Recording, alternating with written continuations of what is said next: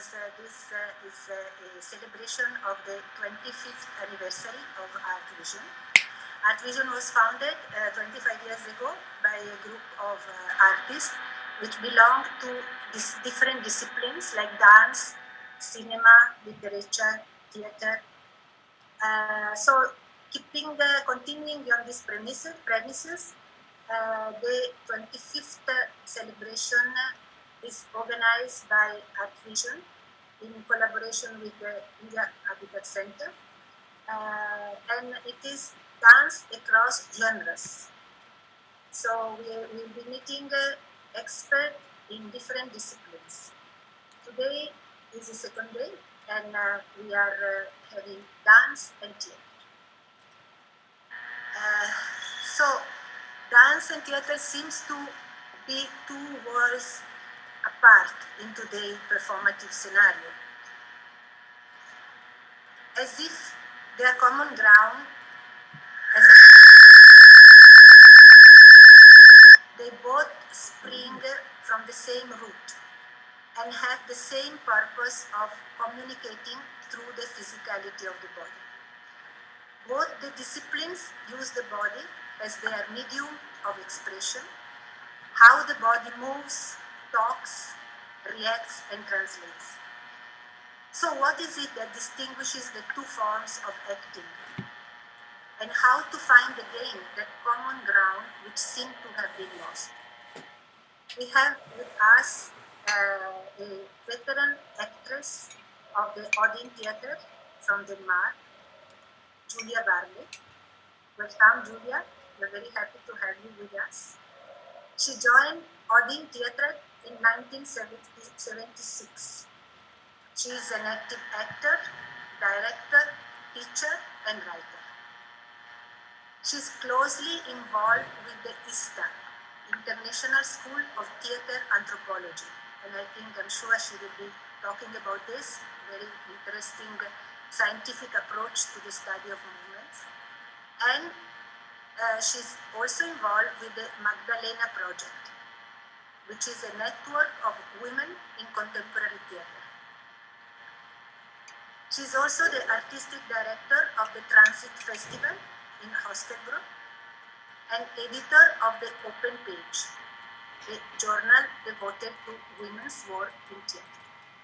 So now to you, Julia, please.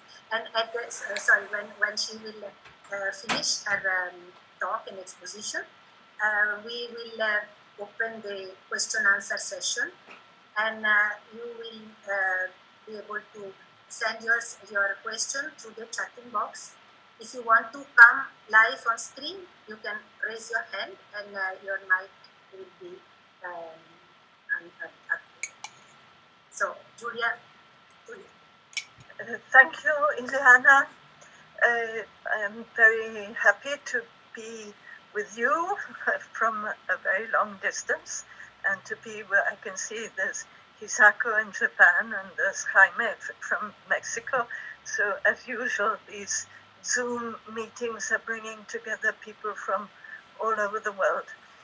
I'm grateful also to take part in this initiative with Ileana, with whom I have collaborated in the past. I remember in particular in 2004, we were both present at the ISTA, the International School of Theatre Anthropology session in Seville in Spain. So we have many things in common and a way of thinking which I think is also something that we share. During the ISTA, the sessions of ISTA, we never divide between actors in the sense of actors who perform for the theatre and dancers. We tend to use the word actor-dancer, and also very often we speak about dance, theatre, theatre-dance, as if it was one experience and not something which is divided, because for us it is one experience. I gave the title to my talk, Thinking with the Feet. This is something an image which I use often when I have to talk, when I have to write, to try and get people to understand that my way of thinking is not tied to concepts, but it is very much tied to an experience of the body. It is as if also the words which I find when I'm talking or that I write in the articles and books come from my experience as an actor on stage and have very much to do with all the principles that we use to be present on stage. Being present on stage is different than being present in daily life, because on stage we are not just there, but we also have to be seen and heard by spectators. So our way of using the energy is completely different, because we have to engage our body more and we have to give energy to the spectator. It is not something that stays with us, it has to be shared. And so thinking with the feet is an intelligence which I find grounded on the earth, when I can feel the weight in on the ground where I am leaning, and from there the energy goes out into space. Thinking with the feet means especially not thinking in meanings or thinking in narrative, but with something that we call an organic dramaturgy, which is to say a dramaturgy which has to do with the impulses of the body. One could also use the example of animals. If an animal comes close to another animal, they will react to the impulses of the body of the animal. Well, the human being has tended to become a bit too intelligent, too conceptual. And there I think that theatre, a lot in the last years, has lost this physicality, this language which is tied to the muscles, to the nervous system, to the blood of our bodies, and has become much more involved with the ideas. For me, it is the impulses which are important. And there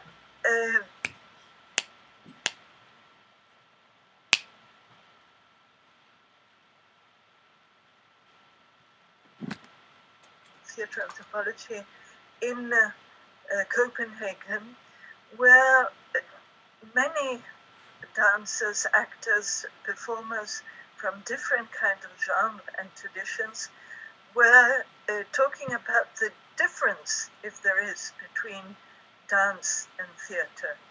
So there were performers coming from classical dance, there were traditional actors who mostly work with text, there were modern dance,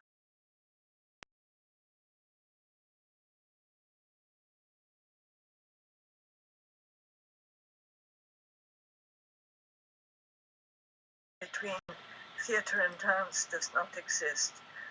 And so there was from theatre dance from Varley, from Japan, from India.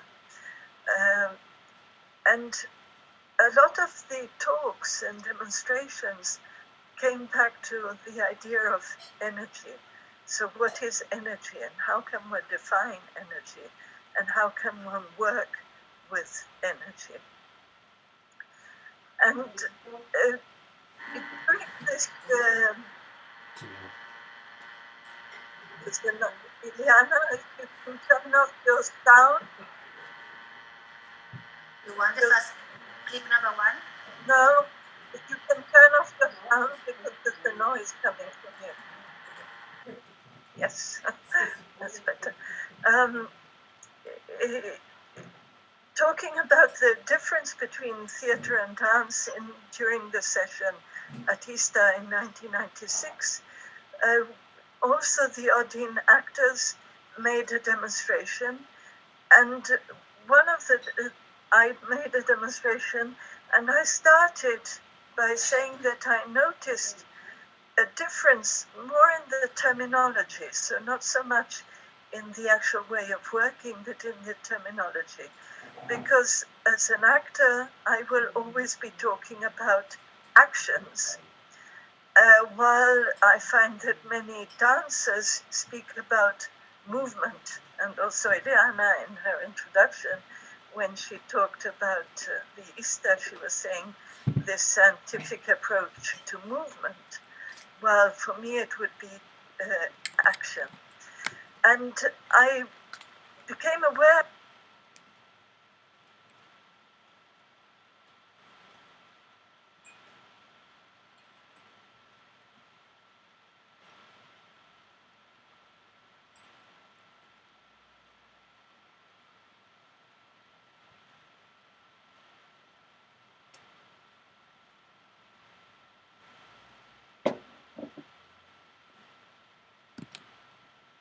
it is not occupying the same space, but it maintains the impulses and the intentions.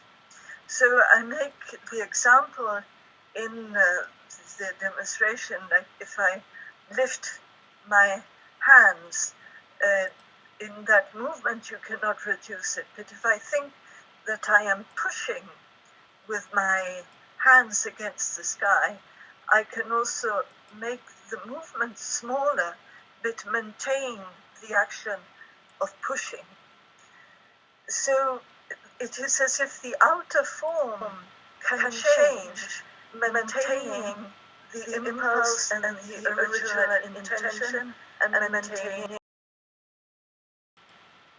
So it is not a question of, and it is not a question of stories, narrative, but it is how you modulate the physical presence that you have as an actor or dancer on stage. In this organic dramaturgy, which we have learned at Odin through the training, it's with the training that our body gets to know all the principles which are behind the presence, and or behind or underneath the principles do not have to do with the form. And that is something also that we study at Easter. So how can we find the common principles, like going out of balance, the way one walks, how you change your balance, finding different ways of walking, which you can see in No theatre with the slipping of the feet and the lifting slightly of the toes, or you can see in the Balinese dance with impulses in and out, or also if you think of the katakali with leaning on the floor with the outer part of the foot. And so also at Odin Theatre we have found very many different ways of walking, of moving our balance out of the center. And this is like a principle to awaken the presence on stage and so have a bigger effect on the perception of the spectator. In the training, we learn to modulate our presence, for instance, with soft and strong energy. So if we make a movement with a soft energy, or we make it with a strong energy, this modulation again exists in many of the dance theatre traditions all over the world. Or we can work with the different rhythms, so you can do an action very fast or very slow.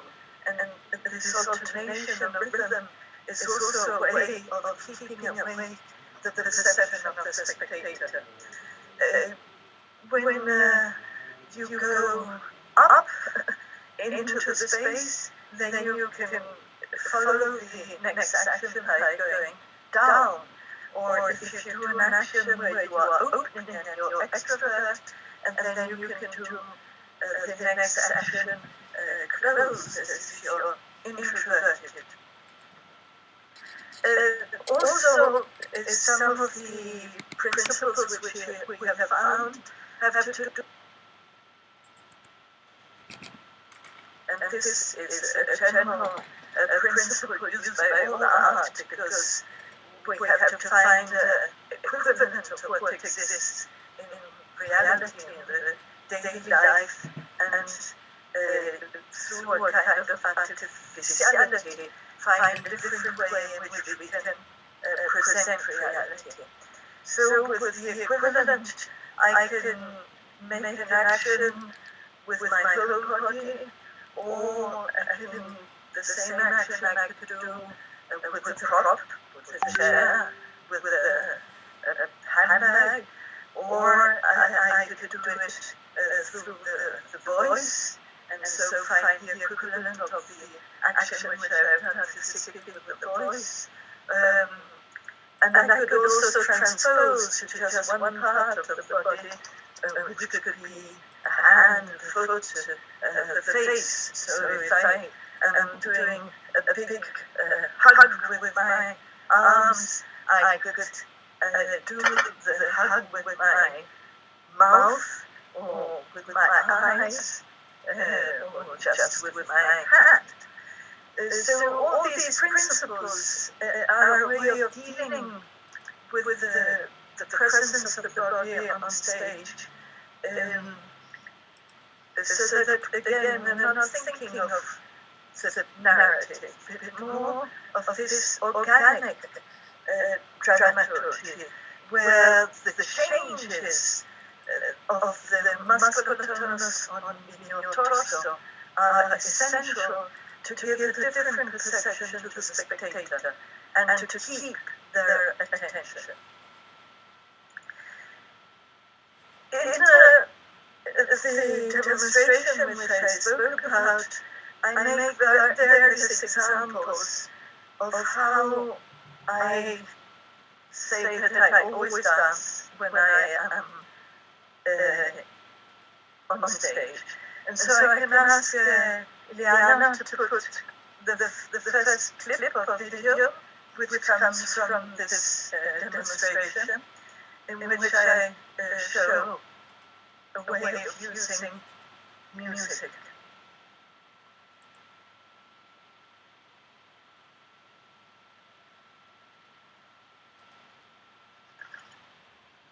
Liana, we can't hear the sound.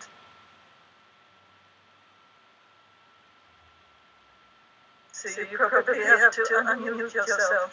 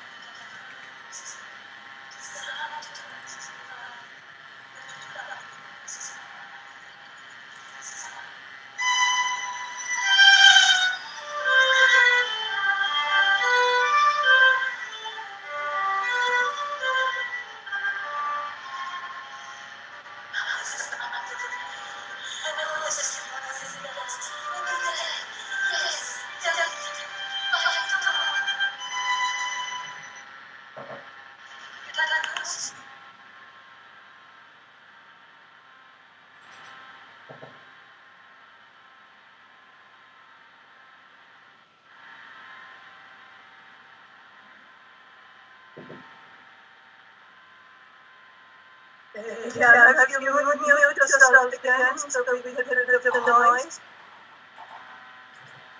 Yeah,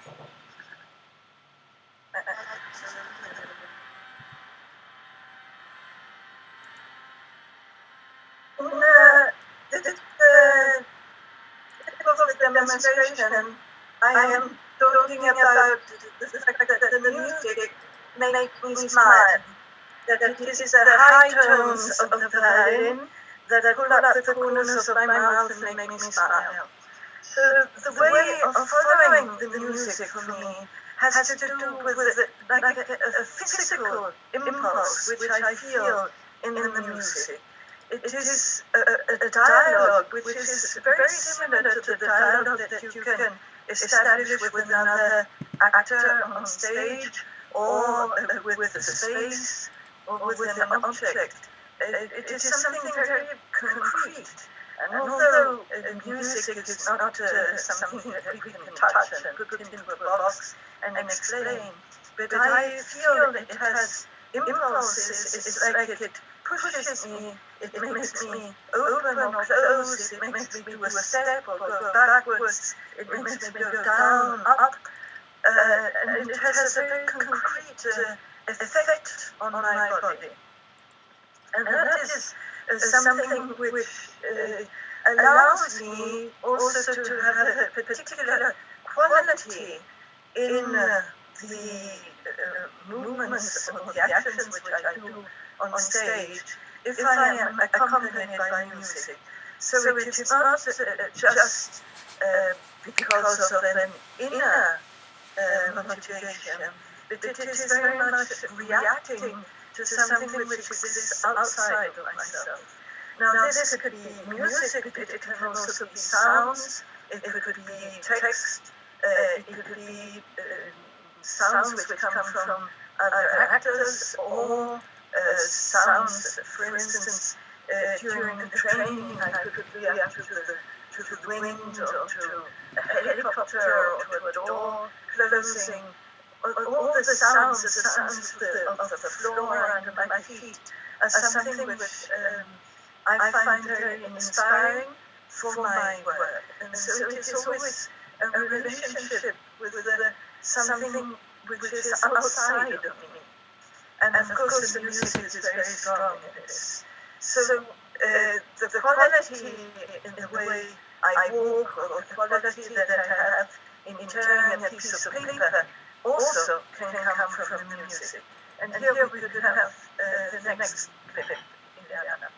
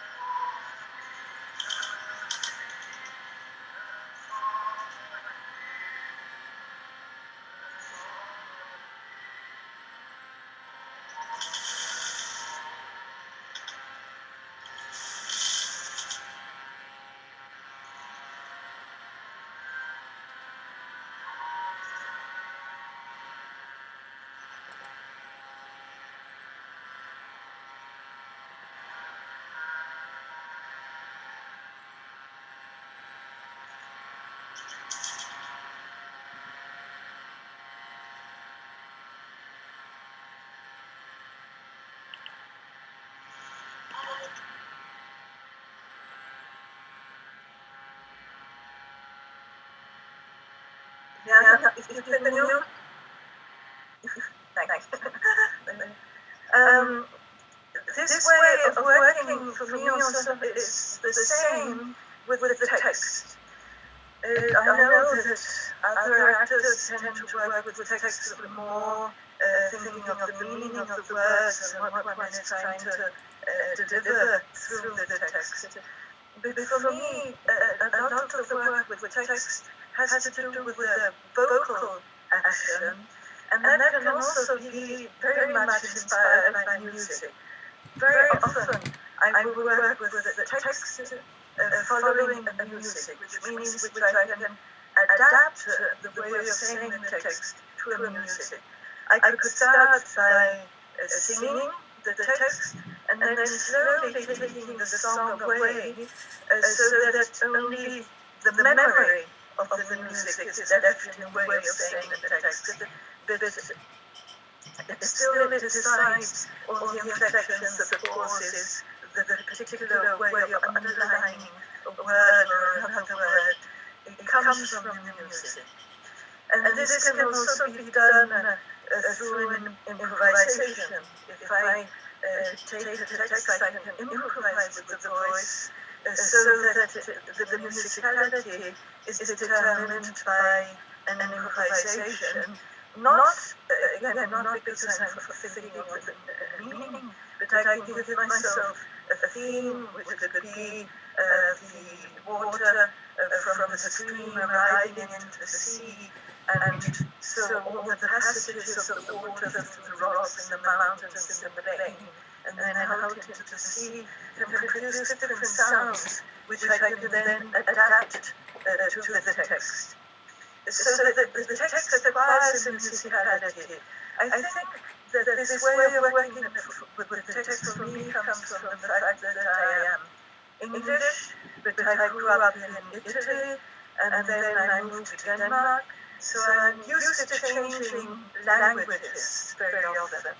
And I have found that I am not tied to one kind of musicality of the language, but more to a musicality that is distant from the language.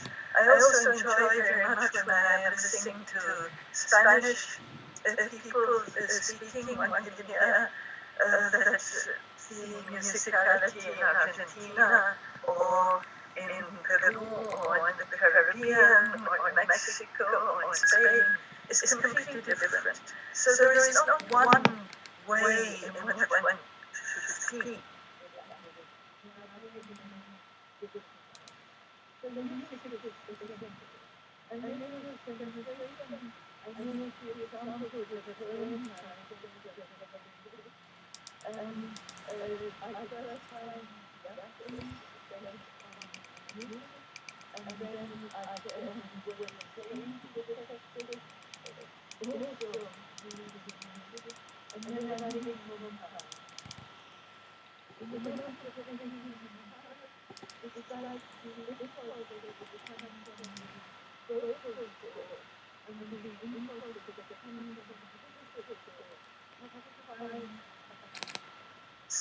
Which means synchronizing the impulses.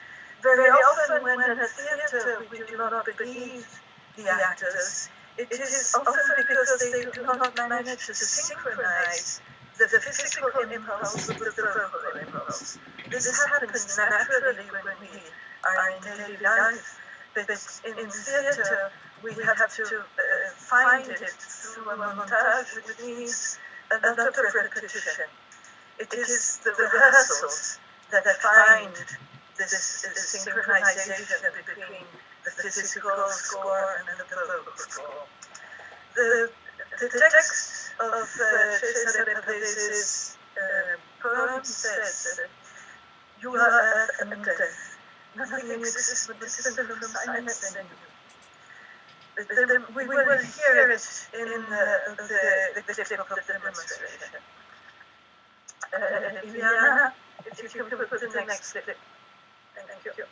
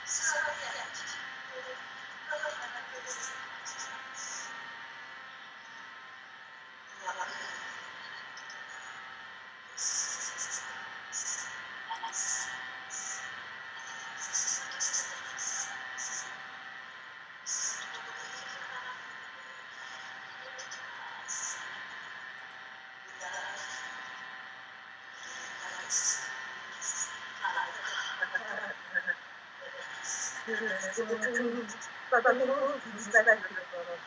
Sweeter than the water of the lake, trembles and surrounds her.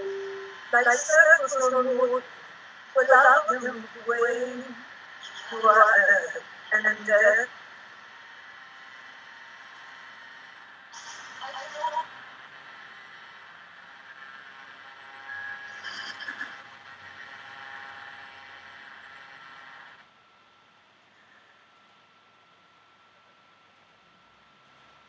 I think other examples of how music can help me, for instance, find a character, like Doña Musica, which is a character which I worked on for the performance Cosmos, started from a Japanese music which I was given by Kano Atsuma. She gave me this music, and presents are always something useful for our work. And following this music, I found many of the ways of moving of this character. So dancing can also be a way of finding a character. In this way of working for a performance, it is as if the position in which I am is a position of listening or trying to understand what the work is telling me.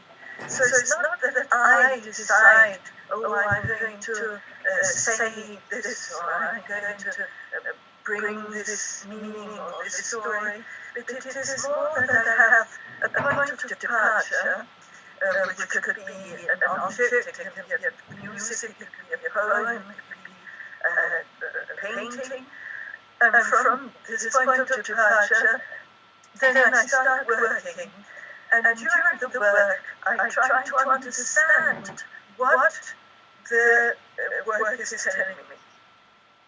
So it is very much a position of listening and perceiving, and it is like I am questioning myself all the time during the work. And there, the feeling I have is that the energy which is in the ground under my feet comes out, goes through me and out into space. And again, this is the thinking with the feet. So it is a thinking where how my feet are on the ground and how they perceive the ground underneath me and allow the energy from the ground, from the earth, to go through me and out into space. So also with the voice, it is the power that comes through my feet, through my body and out into space, which allows me to exist in the space. And there, it is as if I am a medium through me, something else speaks. So the thinking of the feet is a way in which it is as if I, as a person, disappear for something else to come forward. And this is also in the way we work on performances. It is allowing the energy to flow out of us and arrive to the spectators. Now, it is nearly 6:15. I don't know, Iliana, how long time do you want to leave for questions? Okay. You want me to put the last one, Donna Musica? Yes, you can put it. I'm not prepared. Okay, let us move this later first, because that is ready.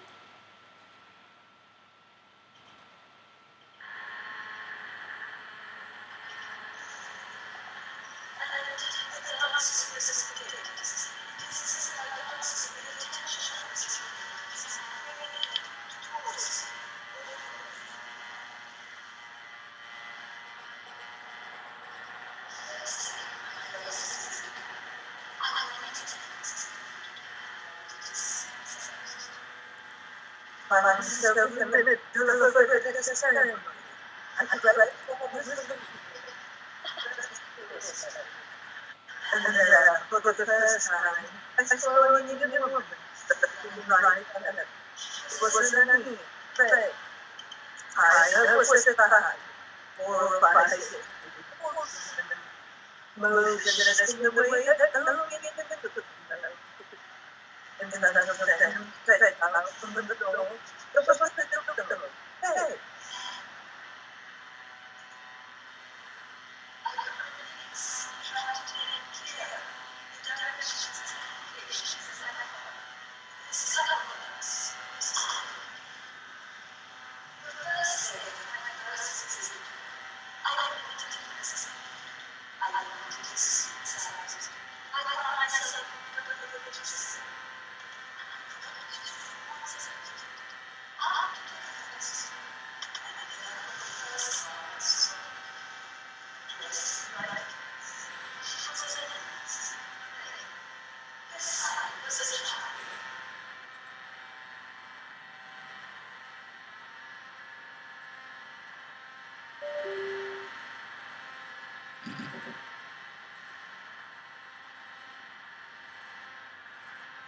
You want to go for the Donna Musica?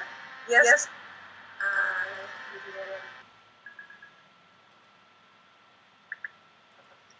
In the clip that you just saw, while we wait for Liliana to find Donna Musica, I am talking about the dances with the spectators. So the fact of bringing the attention of the spectators towards me or far away from me. So allowing the spectator to see something beyond what is just what I am doing, but that they begin to see what is not there.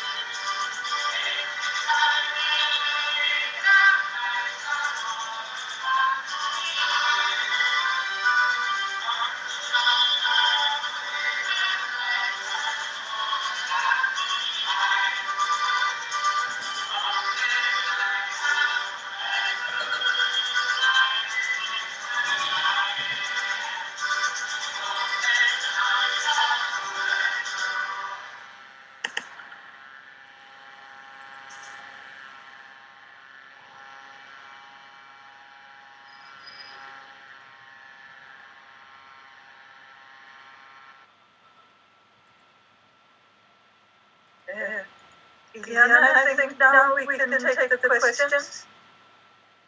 Sure. If I put on mic, I think I disturb. But I was just thinking, just before going to the question, that a few years which I did of theatre before coming to dance in the dance. And the third year, let's talk. That we were starting from improvisation and spontaneity, maximum exuberance of spontaneity, and then slowly taking out all, taking the redundant and go into the whatever could be saved out of it. And that would have been probably something to work on and then finally to become the performance. So, and in dance is just the way opposite in the sense that we start from very rigorous convention and very structured grammar of the body, and we have to, by repetition of saying the same things with years and years, we have to reach spontaneity through the absorption and embodiment of this kind of very rigorous and rigid structure. So I was always thinking that it's a sort of a political process which I don't know if it was clear. Yes, I think that for us, the difference is that the codification that you get in the Indian classical dance is something that you can get from tradition, that you learn, and then through the many years of repetition, you get a kind of freedom also for the improvisation. The codification that we have at Teatret is something that we have to invent ourselves. So often this would be with an improvisation at the beginning. It could be with also ways of moving the body and then planning it. But it can also be through improvisation. But that does not mean that it's like we start from something which is so spontaneous.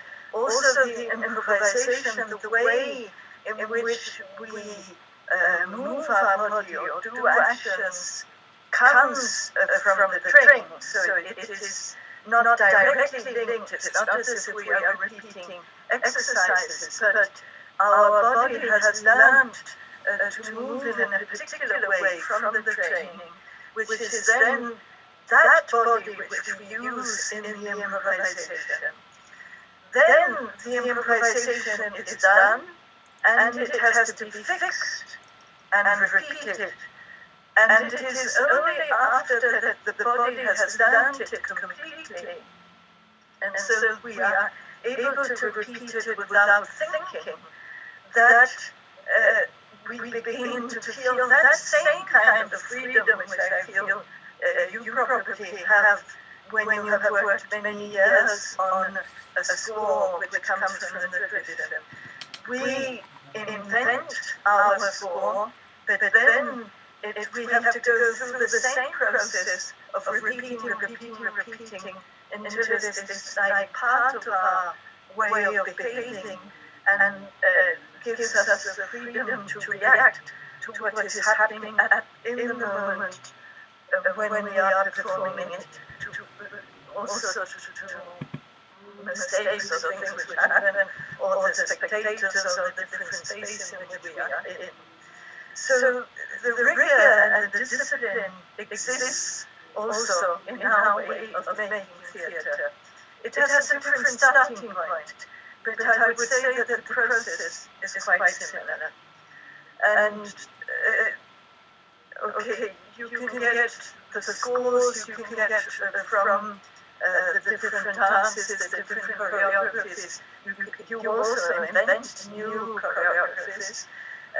and then you have to repeat them until they are part of your body. And we do the same. We improvise and so invent ways of behaving, which then can be cut and changed and put into relation with the text, with the music, with other actors, and then slowly out of this montage a performance appears. So it can be, when we are working on a performance, we could have 50 hours of material, which is cut and reduced and boiled down to 1 hour in the end. So it's a lot of rigor, a lot of discipline, a lot of repetition. But I think that is what allows us to think with our body and not with our heads.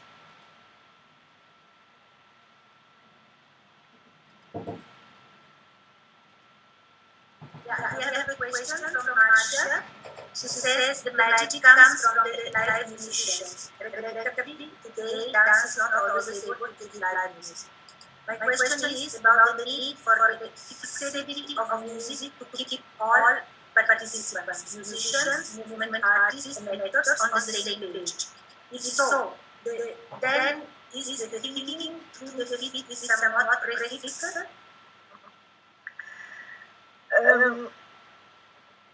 It is obvious that with live music, apart from having the musicians with their live presence, but you also have a completely different vibration in the music. But this is also eaten up in live music when you use a lot of microphones.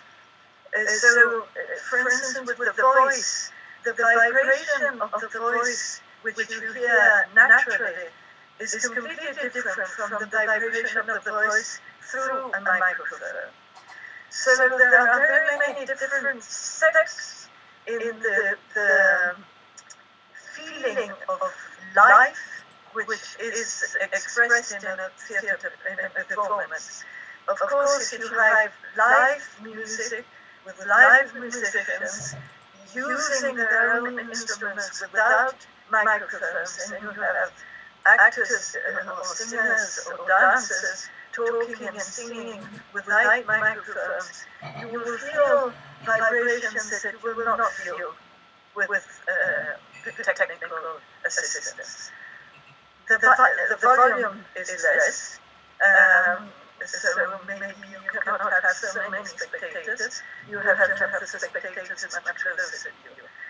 This is, for me, the best possibilities of theatre and dance when this exists. But of course there are problems which have to do with the economy mostly, because to have live musicians is also expensive. It makes the performance, if there is one dancer or two dancers, if you have a whole orchestra with you, it becomes much more expensive to tour. And the possibilities for this in our modern times are not so many. But that does not mean that we have to give up doing live performances. I have various solos which I do with recorded music. And the solos allow me to go in places where it would not be possible to go with live musicians and orchestra. So one has to have compromises. Less living performance, but still the performance really tour. Then there are choices like we have seen during the pandemic, where you start putting theatre and dance online, and so through computers. And there I feel that the real power of theatre and dance, which has to do with the living presence of the performer at the same time as the living presence of the spectator, together in the same space and in the same time. That power does not exist when we are using film or we are using internet connections. What happens? Very often theatre loses its power and we are doing bad films because we are not using the technique of cinema, we are not using the quickness and the montage which film needs of jumping from one sequence to the other. And so there can be a tendency to be more boring. On the other hand, we have seen in this year and a half that it also allows connection to the other side of the world with theatre, with dance, with performances, which were not possible in other moments. So it maintains a connection. There you have to decide what is the most important for your performance. To have a living spectator, to have a living performer, to have live music, or simply to tell a different story to the rest of the world. Also that is necessary. And we have to make choices. The thinking of the feet is what allows me to make the choice. I think what she wanted to ask, or if I understand properly, is that if the music is fixed, how much liberty the actor has for improvising? Is it all prefixed for the actor also? The improvisation on fixed music is very much in the details. Because again, you need to synchronize the impulses. In the same way as action is synchronized with text, action is also synchronized with the music. Of course, you can go against the music, you can make a dialogue with the music, you can decide to come a little bit before or a little bit after. But these are very small details in the improvisation. You can also decide that it is like a parallel existing sequence, that the music goes on one side and the action goes on the other side without a dialogue, without a meeting. But for me, what is interesting is the meeting of the two, of the music and the actors. So, yes, it is possible. There is a small amount of improvisation always, which has to do with how you are present in that moment, and you are not anticipating what comes after, and you're not feeling of what happened before. You have to be present in that moment. So that obliges you to react in the moment. And even if you know it very well by heart, still there will be very, very small changes all the time. And what is your relation with the director when you compose something? It's totally yours, or you go straight to the director for polishing or for advice, or after all, I think Eugenia Barbara is somebody who has the overall direction of the team, whatever is done there. So when individual composition for your compositions are there, what is the relation of the individual actor with you? It changes very much from performance to performance. Very often, my solos have started as something quite personal, that I have come with the material, and I have come with the performance nearly developed until the end, in the sense of having a form which exists, which I have worked on a lot. And then Eugenio will work on it. I like to have Eugenio present to see the performance as much as possible, because that gives me the freedom of not checking myself.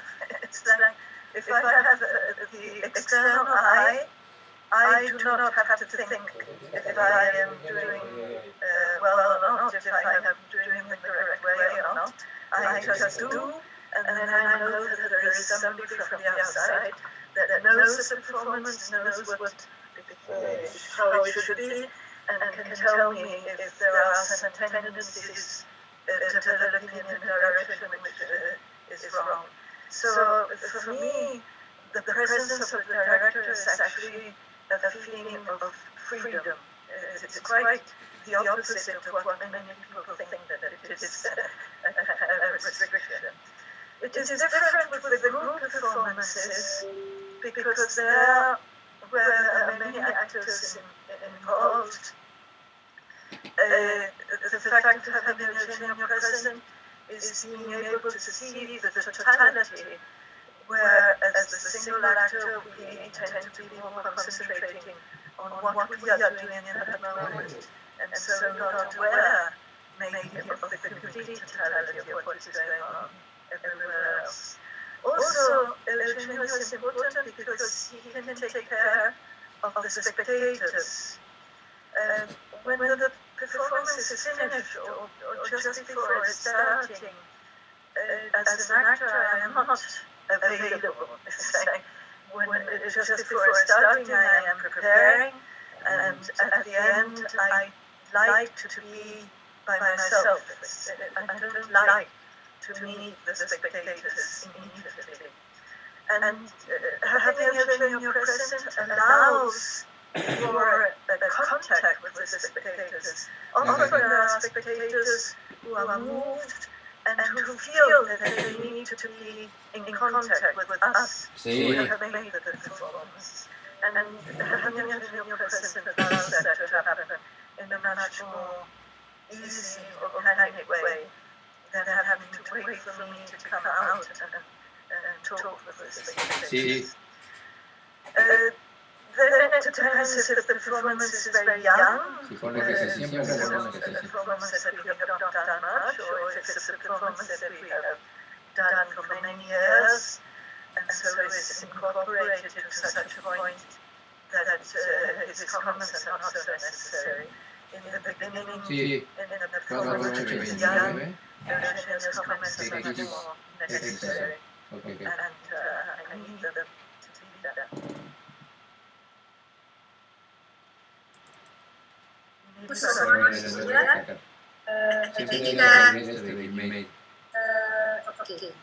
I think we are one with the question also. The presence is such an interesting idea and more technical for elaborating. So we close with this, and thanks a lot.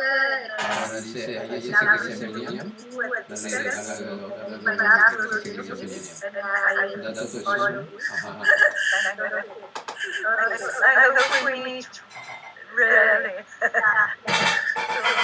Last time you missed the trip to India because of your side. Okay, so thank you again, and thank you everybody. Grazie Ileana e grazie Giulia, da Roma.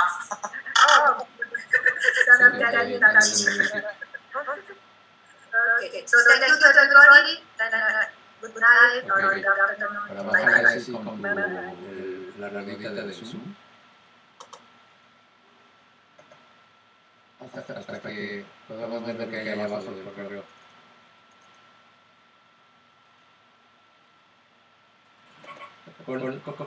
Sí, papá, o sea, mueve la ruedita de Zoom. Ahí acabó. Sí.